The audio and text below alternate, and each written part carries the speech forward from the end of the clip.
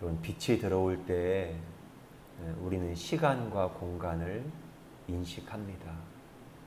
지금 여기 이 예배하는 이 공간도 빛을 통하여서 다른 존재와 거리를 인식을 하고 어떤 사물과 존재에 대해서 우리가 인식을 하게 되죠. 여기 앞에 이 빛 스탠드 가등이 있거든요. 이것도 약간 붉은 톤의 그런 빛깔입니다. 사람은 그 푸른 빛, 그것은 사람을 냉철하게 만들지만 이 붉은 톤의 빛깔이 사람에게 쉼과 안식을 주는 느낌이에요. 그래서 맨 처음에 이런 등도 색깔도 바꾸면서 얼마나 이곳에 오는 사람들에게 평안한 마음을 줄 수 있을까. 그래서 지금 여기에 갓등이 이제 설치가 되어져 있는 것입니다.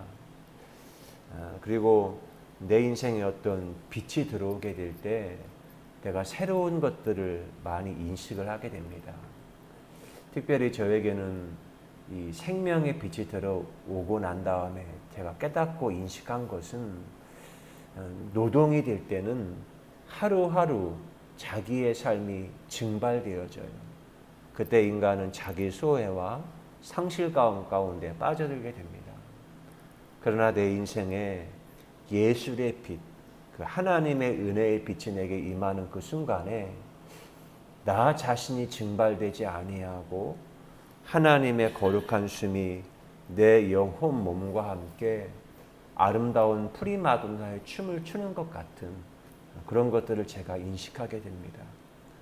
그리고 어떤 빛이 내게 들어올 때 지나온 나의 어떤 시간과 공간의 삶에 대해서도 새롭게 조명해 볼 수 있습니다.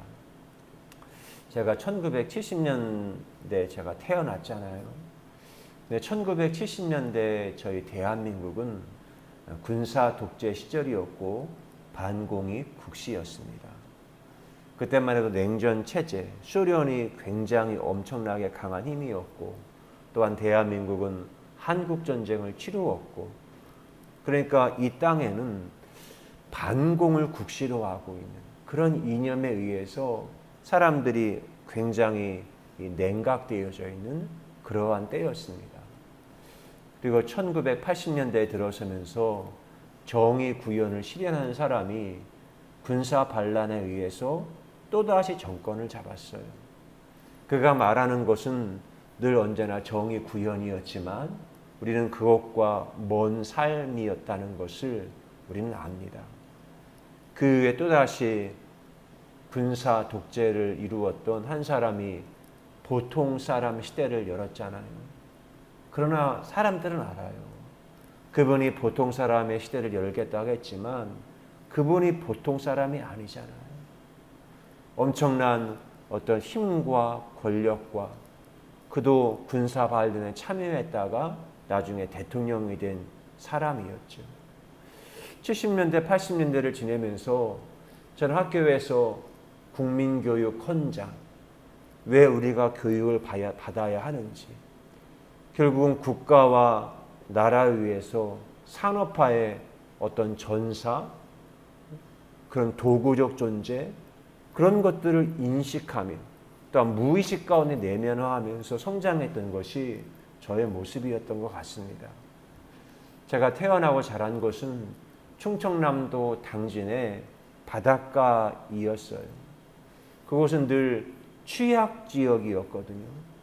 늘 바다에서 언제든지 간첩이 들어올 수 있고 그리고 일몰 후에는 바닷가에 들어갈 수가 없었습니다. 해안지대에는 총을 든 군인들이 경계 근무를 하고 있었어요. 당진과 서산에 가장 높은 산은 군사기지가 있었어요. 그 군사기지에서 바닷가를 늘 경계 근무하는 것들이 늘 제가 접했고 보았던 삶의 일상이었습니다. 그리고 삽교천이 있고 아산만이 있었어요.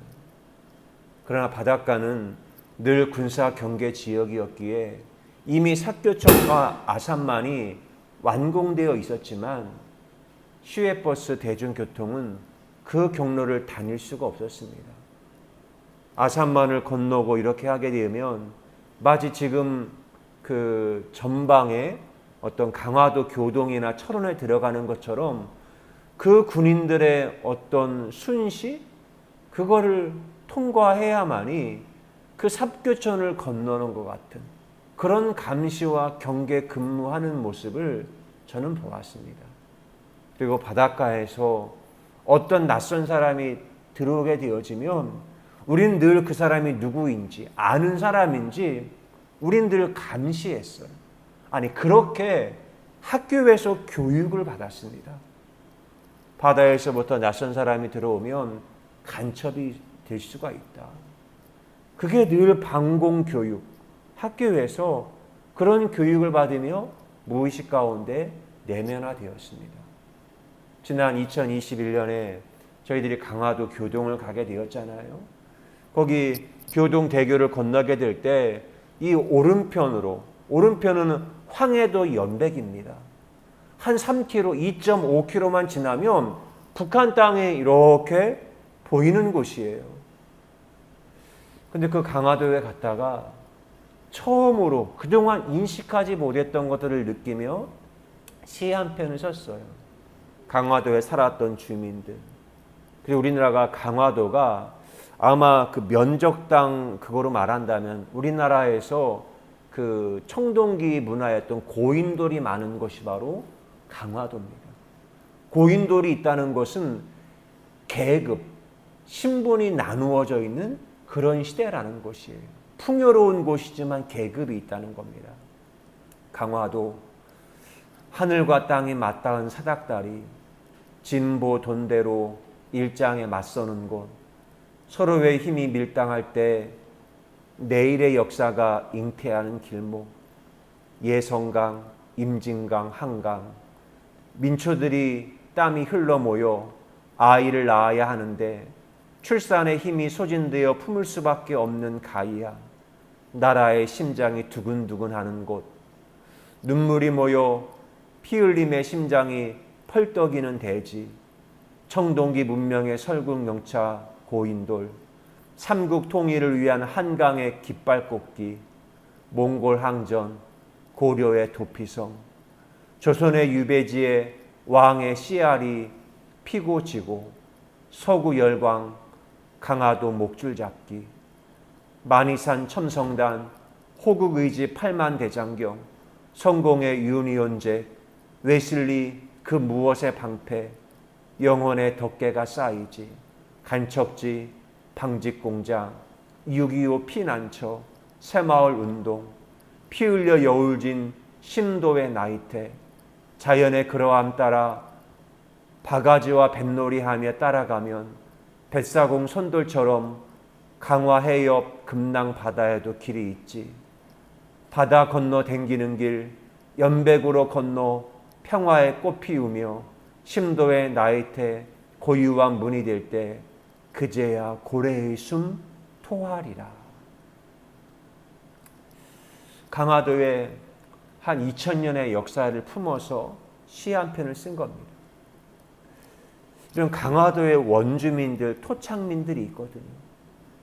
근데 한반도의 역사를 보면 강화도는 이 대한민국 역사의 중심이었고 언제나 권력의 중심이었던 곳이 바로 강화도였습니다.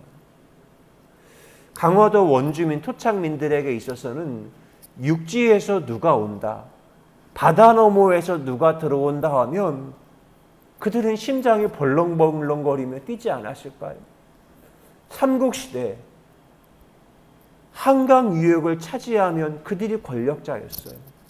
백제인들이 들어오고 고구려인이 들어오고 신라인이 들어오고 나당 연합군이 들어오고 몽골 사람들이 들어오고 조선 왕의 유배지가 강화도이고 그리고 시간이 흘러서 강화도에 프랑스 제국, 미국 제국, 일본 제국, 유니온 제국, 영국의 제국이 들어와요. 그곳에서 강화도 조약이 만들어져요. 여러분 그때마다 그들은 수탈을 하며 강화도가 간척지가 돼요. 그들에게는 바다 너머에서 누군가가 모르는 사람이 들어오고 피부 색깔이 다른 사람이 들어온다는 것은 그 강화도가 엄청난 시달림과 고통의 소용돌이 가운데 휘말려 들어간다는 것입니다. 한국전쟁에 바다 너머 연백에 사람들이 피난민으로 들어와요. 금방이면 고향으로 돌아갈 것 같았는데 그들이 교동 땅에 정착을 해요. 그들이 얼마나 고통과 한 맺힌 것이 그 강화도의 땅과 시간과 사람들에게 그 강화도의 숨이 그들에게 깃들어 있겠습니까? 그러면 그곳 사람들을 이해하려면 그런 역사적인 맥락, 그런 역사의 빛의 조명을 받은 다음에 그것을 살펴보아야 한다는 거예요. 1900년대 초반에 활동했던 프랑스의 역사학자 페르낭 브로델이라는 사람이 있습니다. 그런 역사를 볼 때 경제학, 인류학, 지리학 이런 모든 것들을 통섭을 해서 역사를 살펴보아야 한다라고 하는 아날 학파의 저명한 회원이기도 했습니다. 그는 프랑스에 태어나고 자랐어요. 근데 그가 1902년에 프랑스에 태어났는데 당시에 1923년도에 프랑스가 알제리, 아프리카 북부 알제리가 프랑스 식민지였는데 알제리에 가서 역사를 가르쳤습니다. 그리고 알제리에서 10년을 거주를 했어요. 여러분, 프랑스와 지금의 알제리를 보면 유럽과 아프리카 대륙에 지중해라는 게 존재해요. 바다인데 호수와 같은 지중해가 유럽과 그 아프리카 그리고 극동 아시아까지 이렇게 지중해가 있어요. 근데 페르낭 브로델이 경험하니까 프랑스는 남부에서 인식하며 바라보는 지중해의 느낌과 그리고 알제리, 프랑스의 식민지에 가서 그곳에 바라보는 지중해의 느낌이 완전히 다른 거예요. 똑같은 지중해이지만 제국의 중심인 프랑스에서 보는 것과 식민지 땅에서인 알제리 땅에서 지중해를 바라보는 느낌이 완전히 다른 겁니다. 그러다가 이 사람이 아나락파의 선미자였던 루시안과 함께 1935년 그의 나이가 한 33살, 4살쯤 되었을 때는 브라질로 가서 상파울루 대학을 설립을 하고 그곳에서 한 3년 정도 생활을 했습니다. 또다시 바뀌어요. 이런 프랑스하고 남미 사이에는 대서양이 있죠.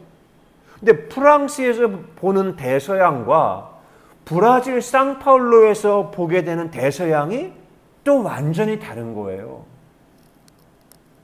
여러분, 남아메리카, 아메리카 대륙이 다 유럽의 제국의 식민지 땅이었잖아요. 그걸 통해서 아는 것은 똑같은 대서양을 보고 똑같은 지중해를 보고 우리에게는 똑같은 한강, 유역의 강화도를 보지만 내가 어느 지점에서 보나 프랑스에서 보나 알제리에서 보나 브라질에서 보나 어느 지점에서 강과 바다를 보느냐에 따라서 그 존재를 바라보는 풍경이 완전히 다르게 보이고 다르게 인식이 된다는 거예요. 저는 모태신앙으로 자랐어요. 제가 태어날 때 어머니의 신앙 가운데 이미 저는 기독교의 제도 안에 태어났고 그곳에서 길들여졌어요. 저는 성실한 무기징역수였습니다.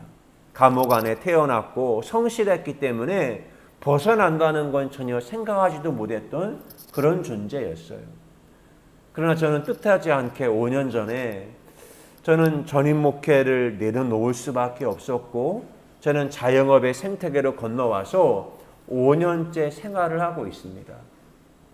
저는 죽음의 강, 이 자영업의 강을 건너서 생존하면서 기독교라는 제도를 바라보고 있어요. 새로운 빛을 경험하고 바람의 언어를 익히고 난 다음에 바라보는 지금의 제도와 지금 삶의 바라보고 있는 제 눈에 보이는 맥락은 너무나 다르게 제 눈앞에 풍경이 펼쳐지고 있다는 것입니다. 물론 제가 전임 목회를 내려놓고 이런 일을 경험했을 때 완전한 블랙홀이었어요. 그 어떤 빛도 바람도 느낄 수 없었고, 내가 지금 있는 곳이 이게 동굴이면 어떡하지?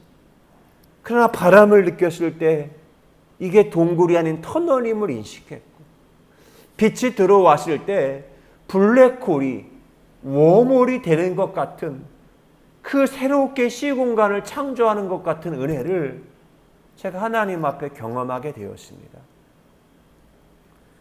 2021년 2월 달에 제가 속한 지방에서 통영으로 여행을 했던 적이 있어요. 좋은 숙소를 지방에서 얻어 주었기 때문에 앞에 창을 열게 되어지면 한산도 섬이 있거든요. 그 한산도 섬에서 일출이 떠올라요. 휴가 기간이었지만 아침에 일찍 일어나서 한산도 섬에서 일출이 떠오르는 그 광경이 어떤 모습일까? 미리 일어나서 스마트폰으로 그걸 다 찍는 거죠. 그리고는 아로새긴 밤이라는 그걸 보고 시 한 편을 썼습니다. 아로새긴 밤, 뭐라 표현할 수 없는 마음의 떨림, 당신에게 주고 싶은데 담을 수 없네. 시실과 날씨를 배틀질해서 담을 수 있는 보자기 언어를 만들었지. 그냥 주려 하니 혹시 그대 모를까 하늘과 땅 사이 주파수 진동을 담아 오선지에 소리의 색을 그렸지. 가락에 따라 춤을 추고 별빛을 따라 피고 지는 노동의 향연, 상상을 아로새긴 미래를 만지다 보니 밤이 지나고 아침이 되었네. 제 인생에 경험한 것을 코딩을 했을 때 시 한 편이 써져요. 그 시와 빛과 바람이 제 영혼 깊은 내면의 세계에 들어갔을 때 시원함을 느끼고 이 맺혀있는 한이 녹아지는 것 같은 하나님의 토닥임을 제가 경험하는 겁니다. 그리고 빛의 언어, 바람의 언어가 들어올 때 새로운 언어인 문학의 언어를 만나게 되어지고, 그리고 인간에 대해서 심리학적으로 과학적으로 새롭게 한번 탐구해 보는 거예요. 제가 그동안 주입당했던 어떤 제도적인 관점으로 사람을 보는 것이 아니라 스스로 그러함을 따라서 관찰하며 살피며 인간과 세상을 코딩하는 거예요. 최근에 그 유아교육 심리학자인 오은영 박사가 굉장한 우리 대한민국의 그런 유행을 이끌고 있지 않습니까? 그런 어떤 어린 아이를 볼 때마다 심리과학적으로 아이들을 오랜 시간 관찰하며 아이들이 분노하는 행동의 패턴이 어디에서부터 온 것인지 심리적인 탐구를 하고 처방을 내리는데 많은 사람들에게 공감을 주고 있잖아요. 이런 어둠이라는 것은 빛의 부재잖아요. 빛이 없는 곳이 바로 어둠입니다. 여러분, 여행이라는 것은 일상이 부재한 곳이 여행입니다. 근데 여행을 할 때 1년 전에 강화도에도 뜻하지 않게 배탈이 나서 외포리에 갔다가 뜻하지 않은 영감을 그때 얻게 됐어요. 성모대교를 보며. 때로는 이렇게 생각해 보면 여행을 하다가 너무 계획대로 모든 여행이 매끄럽게 진행이 되고 좋은 것들을 즐기게 되어지면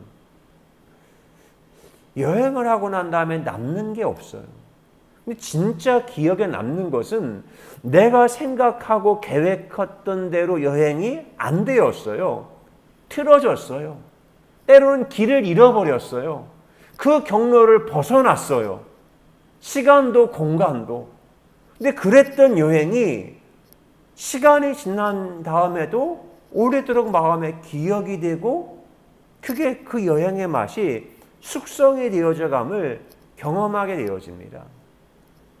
오히려 내가 계획했던 빛된 삶에서 카오스로 들어가고 예측하지 못할 수 없는 태움의 세계에 들어갔을 때가, 그때 대한민국 집단 무의식에, 또한 개인의 무의식의 내면에 가라앉아 있었던 그런 자기를 만나는 것 같은 그런 은혜를 저는 경험하고 있습니다.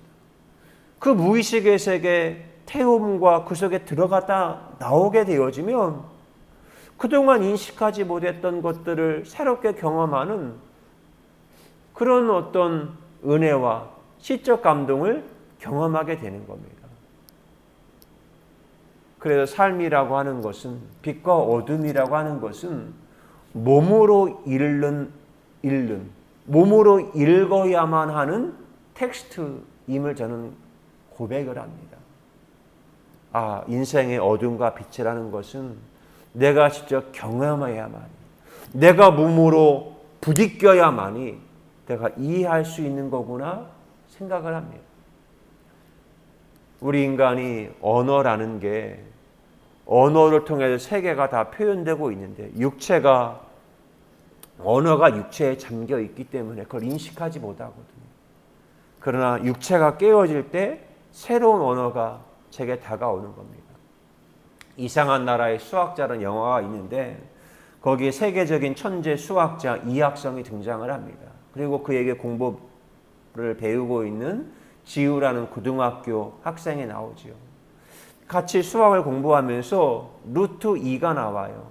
루트 2는 1.414213. 그래서 38자리까지 내려간다는 거예요. 그런데 지우가 그렇게 해요. 그냥 루트 2라고 쓰면 되는데 왜 소수점 밑에 38자리까지 루트 2를 계산하며 내려가는 건가? 아저씨 이거 변태 아니에요? 이 학생이 말합니다. 게오르크 프리드리 베르하르트 리만 동지다. 리만 동지가 소수점 38자리까지 계산한 거다. 야, 이거 정말 변태 아닌가? 왜 38자리까지 계산해 가는 거지? 이 학생이 말해요. 그것은 친해지기 위해서 그런 거야. 공식 한 줄을 외워서 풀어버리면 절대 친해질 수 없어. 삶을 부대끼며 땀 흘리며 눈물 흘리며 피 흘리며 그렇게 부대낄 때 이해가 되고, 이해가 되면 사랑할 수 있는 거야. 그런데 인생이 그래요. 근데 저의 인생의 맛과 감추어진 것들이 있거든요. 그런데요, 이 감추어져 있는 태움과 그걸 경험한다는 것이 결코 쉬운 게 아니었거든요.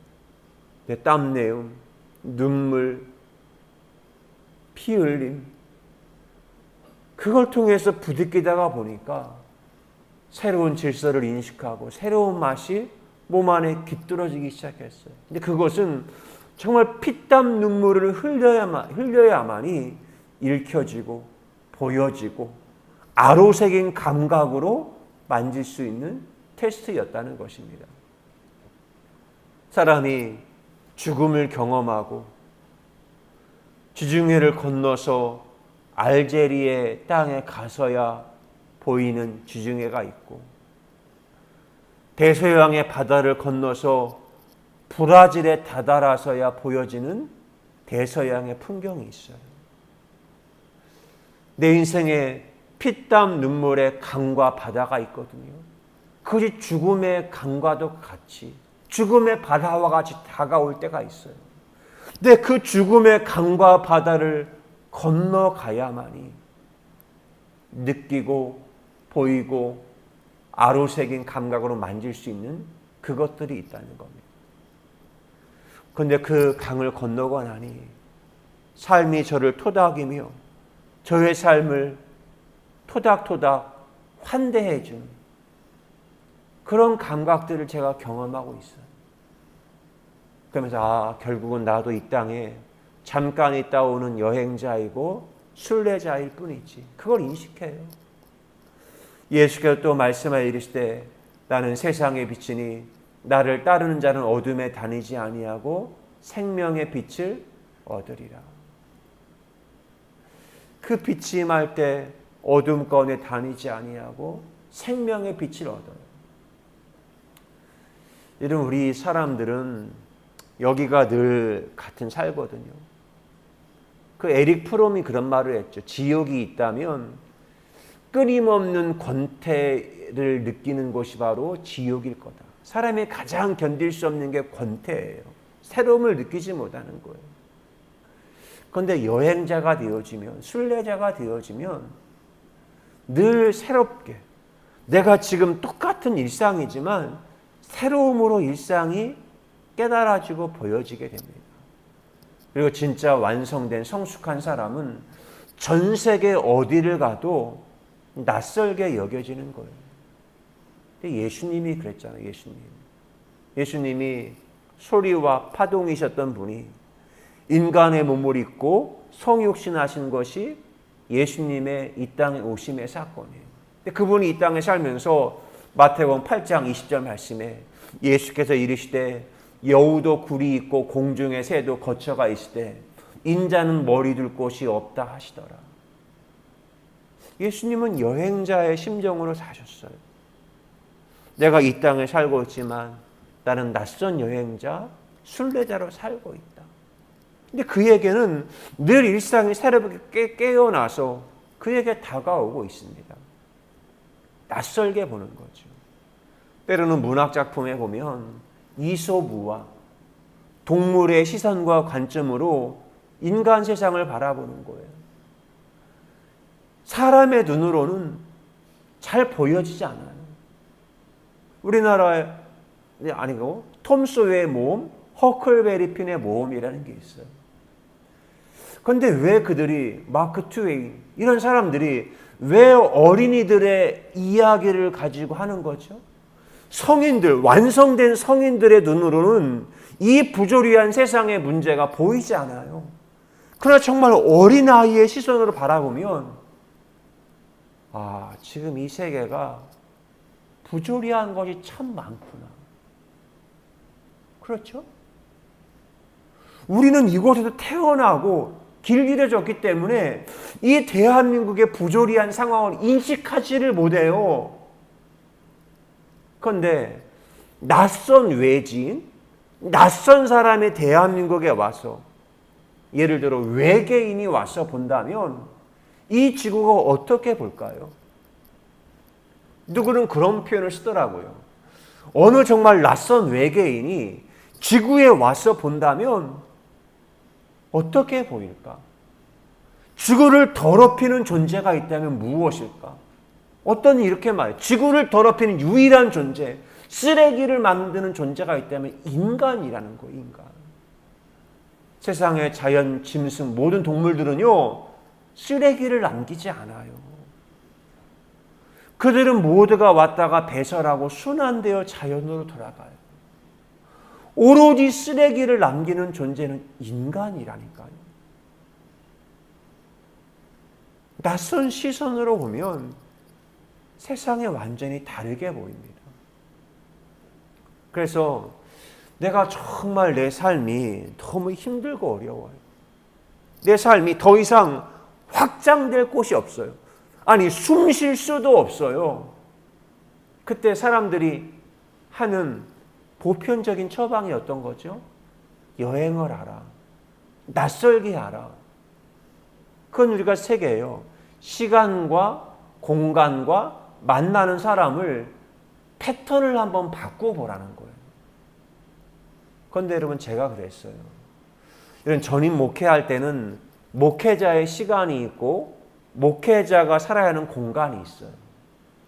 그래서 저는 자영업을 하고 나니까 사람들의 시간을 관찰하고 새로운 시간과 새로운 공간과 새로운 패턴을 만나고 전혀 새로운 사람들을 만납니다. 시간과 공간과 만나는 인간이 완전히 달라졌어요. 근데 그걸 통해서 제가 세상을 바라보는 인식하는 게 완전히 달라졌네요. 그 판이 뒤집어졌어요. 숨 쉴 수 없을 때 공간을 확장하셔서 하는 일은 판을 뒤집는 거거든요.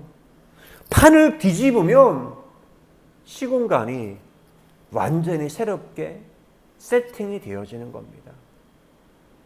오늘도 우리의 삶에 너무나도 경계, 제도화된 것들이 있어요. 처음에는 제도와 경계와 어떤 담, 성곽들, 그게 나를 지켜주는 것인 줄 알았어요.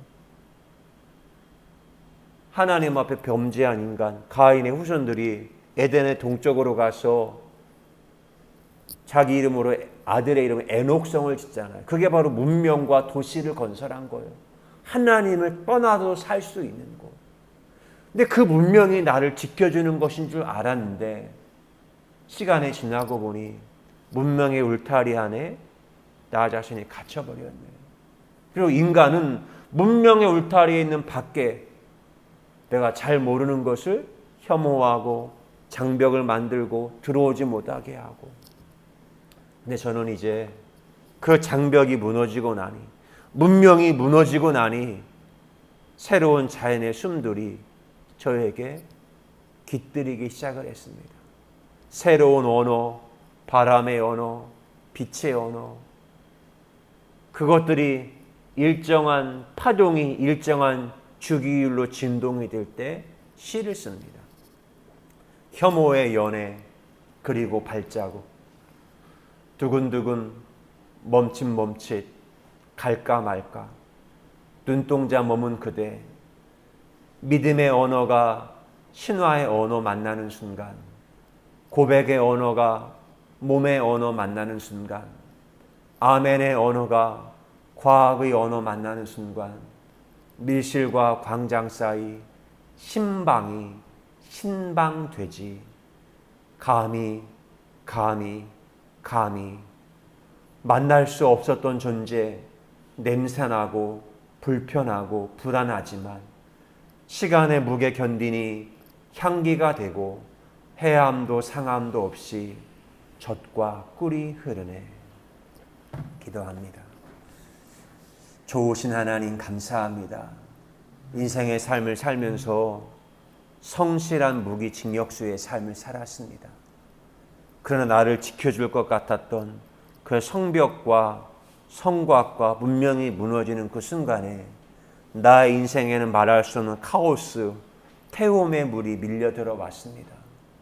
그 태움의 물 가운데 죽는 줄 알았는데 그 시간 가운데 빛의 언어, 바람의 언어와 함께 창세기 1장처럼 모든 것이 혼돈과 공허가 있었지만 하나님의 신이 수면 위에 운행하시며 새로운 질서를 만드시는 하나님의 은총을 경험하게 하신 하나님의 사랑에 감사합니다.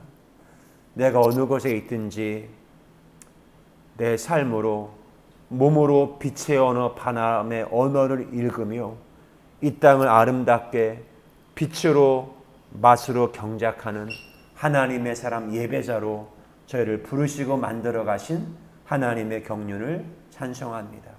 하나님 사랑합니다. 경배합니다.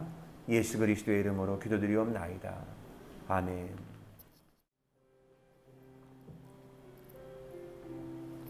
카오스, 태움, 그것을 꼭 멀리만 해야 하는 것인가? 저는 질문합니다. 우리는 어떤 질서를 만들고 경계 너머에 있는 것들을 방어벽을 만들고 면역력을 높이고 그것과 대항하며 싸웠습니다.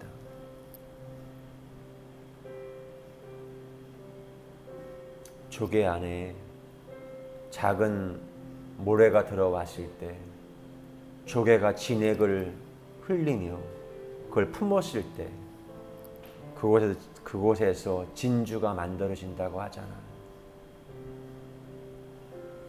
네덜란드에 가면 그런 꽃의 나라이고 튤립이 만들어진 곳입니다. 튤립 가운데 한 송이가 1억 원이 넘는 한 품종이 있답니다. 셈페르 아우구스투스라는 튤립이랍니다. 근데 그 튤립은 어떤 질병, 병균이 들어와요.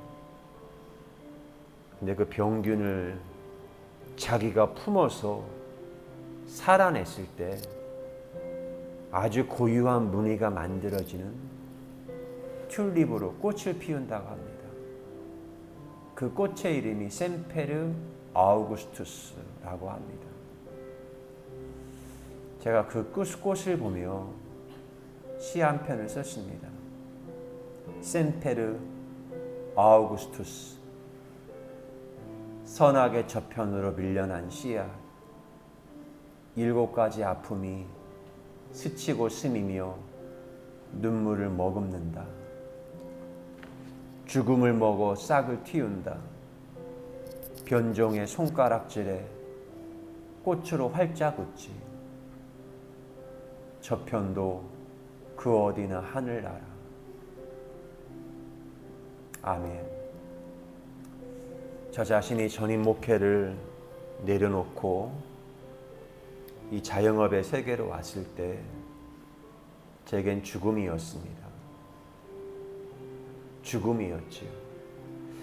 근데 죽음을 외면하지 않고 죽음을 품고 먹었을 때 새로운 생명이 자라나는 신비, 불안을 먹었을 때 자유가 자라고, 그 많은 사람과의 이별, 이건데 이별을 먹으니 사랑이 자라는 이 신비, 변종의 손가락질에 저는 웃음꽃을 피워서 활짝활짝 웃어주었습니다. 그랬더니 저편도 지금 여기 이 더하임 이곳이 그 어디나 하늘나라가 되는 하나님의 신비를 저는 아침마다 경험하고 있습니다.